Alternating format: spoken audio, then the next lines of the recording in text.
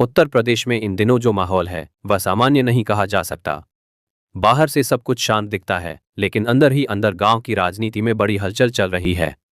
हर गांव, हर चौपाल और हर राजनीतिक गलियारे में एक ही सवाल घूम रहा है कि क्या उत्तर प्रदेश में त्रिस्तरीय पंचायत चुनाव अपने तय समय पर होंगे या फिर एक बार फिर लोकतंत्र को इंतजार करना पड़ेगा। इस सवाल का जवाब जितना सीधा दिखता है, हकीकत में उतना ही उलझा हुआ है। प्रदेश में ग्राम प्रधान, क्षेत्र पंचायत सदस्य और जिला पंचायत सदस्यों का कार्यकाल अब समाप्ति की ओर है। आमतौर पर ऐसी स्थिति में चुनाव की तैयारियां अंतिम चरण में होती है, लेकिन इस बार स्थिति बिल्कुल अलग है। अभी तक न तो चुनाव की तारीखों का ऐलान हुआ है और न ही आरक्षण की प्रक्रिया पूरी हो पाई है। सबसे बड़ी बात यह है कि जिस समर्पित पिछड़ा वर्ग आयोग के बिना पंचायत चुनाव में ओबीसी आरक्षण तय नहीं किया जा सकता, वह आयोग अभी तक बना ही नहीं है। यहीं से पूरा मामला उलझना शुरू होता है। पंचायत चुनाव केवल वोटिंग की प्रक्रिया नहीं होते, ये गांव के लोकतंत्र की बुनियाद होते हैं। इन चुनावों में आरक्षण तय करना सबसे जरूरी और संवेदनशील प्रक्रिया होती है। बिना आरक्षण तय किए चुनाव कराना न केवल कानूनी रूप से गलत है, बल्कि यह सीधे तौर पर संविधान और सुप्रीम कोर्ट के निर्देशों का उल्लंघन भी माना जाता है। आज एक कड़वी सच्चाई सुन लो। लड़की का डांस वीडियो हो तो मिनटों में लाखों लाइक आ जाते हैं, लेकिन जब बात देश की होती है, तिरंगे के सम्मान की होती है, तब वही उंगली रुक जाती है। अगर देश से प्यार है तो सिर्फ बोलो मत, दिखाओ। इस वीडियो को लाइक करो, चैनल सब्सक्राइब करो और कमेंट में गर्व से लिखो, जय हिंद जय भारत। चलिए अब आगे शुरू करते हैं बिना किसी रुकावट के। अब सवाल यह उठता है कि यह समर्पित पिछड़ा वर्ग आयोग आखिर है क्या और इसकी जरूरत क्यों पड़ती है। आसान शब्दों में कहें तो जब भी पंचायत या नगर निकाय चुनाव होते हैं, तब पिछड़ा वर्ग यानी ओबीसी को आरक्षण देने के लिए यह साबित करना जरूरी होता है कि उस क्षेत्र में ओबीसी आबादी कितनी है। सुप्रीम कोर्ट ने साफ तौर पर कहा है कि बिना वैज्ञानिक सर्वे और बिना समर्पित आयोग की रिपोर्ट के ओबीसी को आरक्षण नहीं दिया जा सकता। इसका मतलब साफ है कि आयोग नहीं तो ओबीसी आरक्षण नहीं, और अगर ओबीसी आरक्षण नहीं तो पंचायत चुनाव नहीं।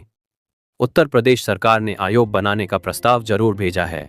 पंचायती राज विभाग की ओर से 6 सदस्यीय आयोग बनाने का प्रस्ताव सरकार के पास दिया हुआ है, लेकिन अभी तक इस प्रस्ताव पर अंतिम फैसला नहीं हुआ है। न आयोग का गठन हुआ है और न ही सर्वे शुरू हो पाया है। दूसरी तरफ सरकार के मंत्री ये दावा कर रहे हैं कि पंचायत चुनाव अपने तय समय यानी अप्रैल और मई में ही कराए जाएंगे। यहीं से असमंजस की स्थिति पैदा होती है। एक तरफ कानूनी प्रक्रिया अधूरी है और दूसरी तरफ सरकार समय पर चुनाव कराने का दावा कर रही है। सवाल ये है कि क्या बिना आयोग और बिना सर्वे के चुनाव कराए जा सकते हैं? जवाब है नहीं, क्योंकि अगर ऐसा किया गया तो चुनाव कोर्ट में चुनौती झेल नहीं पाएंगे। अब थोड़ा पीछे चलते हैं और आंकड़ों को समझते हैं।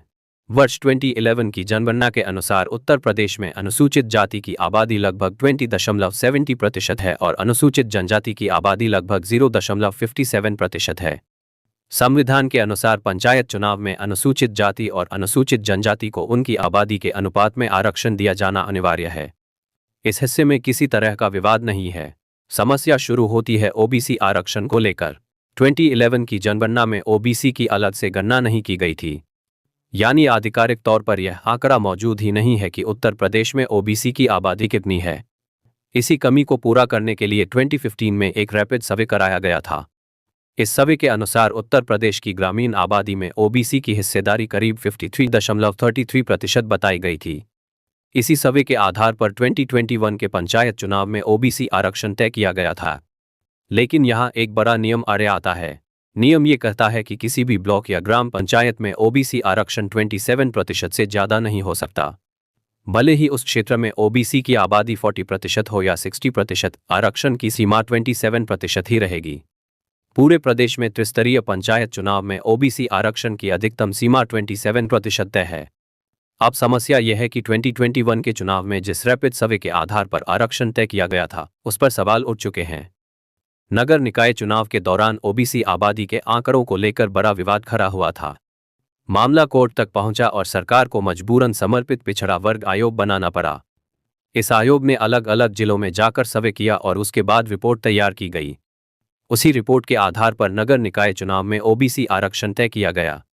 अब पंचायत चुनाव में भी ठीक उसी तरह की प्रक्रिया अपनानी होगी, यानी पहले आयोग बनेगा, फिर आयोग जिले जिले जाकर ओबीसी आबादी का सर्वे करेगा, फिर उसकी रिपोर्ट आएगी और उसके बाद ही पंचायत चुनाव में आरक्षण तय किया जाएगा। ये पूरी प्रक्रिया समय मांगती है।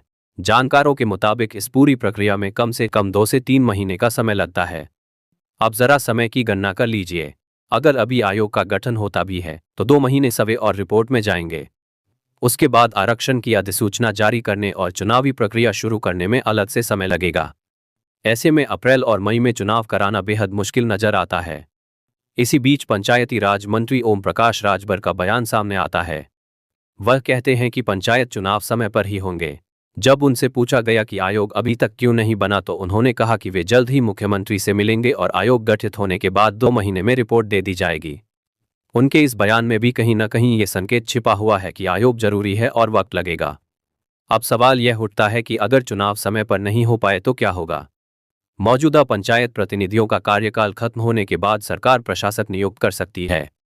इसका मतलब ये होगा कि गांव की सत्ता चुने हुए प्रतिनिधियों की जगह अफसरों के हाथ में चली जाएगी। लोकतंत्र की जगह प्रशासनिक नियंत्रण बढ़ जाएगा। ये स्थिति राजनीतिक रूप से बेहद संवेदनशील होती है। अगर चुनाव टलते हैं तो विपक्ष सरकार पर जोरदार हमला करेगा। समाजवादी पार्टी इसे लोकतंत्र की हत्या बताएगी। कांग्रेस आरक्षण का मुद्दा उठाएगी। बहुजन समाज पार्टी दलित और पिछड़ों के अधिकारों की बात करेगी। कुल मिलाकर सरकार पर राजनीतिक दबाव बढ़ना तय है। सरकार के सामने इस समय 3 रास्ते हैं। पहला रास्ता यह है कि बिना आयोग के चुनाव करा दिए जाएं। लेकिन यह रास्ता कानूनी रूप से बेहद कमजोर है और कोर्ट में टिकने की संभावना न के बराबर है। दूसरा रास्ता यह है कि आयोग बनाकर पूरी प्रक्रिया पूरी की जाए और चुनाव कुछ समय के लिए टाल दिए जाएं। ये रास्ता कानूनी रूप से सुरक्षित है लेकिन राजनीतिक नुकसान पहुंचा सकता है। तीसरा रास्ता कोई बीच का समाधान निकालने का है, लेकिन यह सबसे जोखिम भरा विकल्प है। इस पूरे मामले में एक बड़ा राजनीतिक सवाल यह भी उठ रहा है कि क्या सरकार पंचायत चुनाव को आगे आने वाले बड़े चुनावों से जोड़ना चाहती है? क्या गांव की राजनीति को कुछ समय तक नियंत्रण में रखने की रणनीति पर काम हो रहा है? इन सवालों के जवाब अभी साफ नहीं है, लेकिन अटकलों का बाजार गर्म है। गांव के आम लोगों के लिए इस अनिश्चितता का सीधा असर विकास पर पड़ता है। पंचायत फंड, विकास योजनाएं और स्थानीय फैसले सब कुछ प्रभावित हो सकता है। जब तक चुने हुए प्रतिनिधि नहीं होंगे तब तक गांव की आवाज कमजोर ही रहेगी। अब सवाल आपसे है, क्या पंचायत चुनाव समय पर होने चाहिए भले ही प्रक्रिया अधूरी रहे, या फिर पूरी कानूनी प्रक्रिया पूरी करके चुनाव कराना ज्यादा जरूरी है, चाहे इसके लिए कुछ समय का इंतजार ही क्यों न करना पड़े? यह फैसला सिर्फ सरकार का नहीं बल्कि पूरे लोकतंत्र का भविष्य तय करने वाला है। इस पूरे मुद्दे पर आपकी क्या राय है? क्या आपको लगता है कि पंचायत चुनाव टलेंगे या सरकार कोई आखिरी वक्त का बड़ा फैसला लेने वाली है? अपनी राय जरूर बताइए, क्योंकि गांव की राजनीति केवल नेताओं की नहीं बल्कि आपकी और हमारी भी है।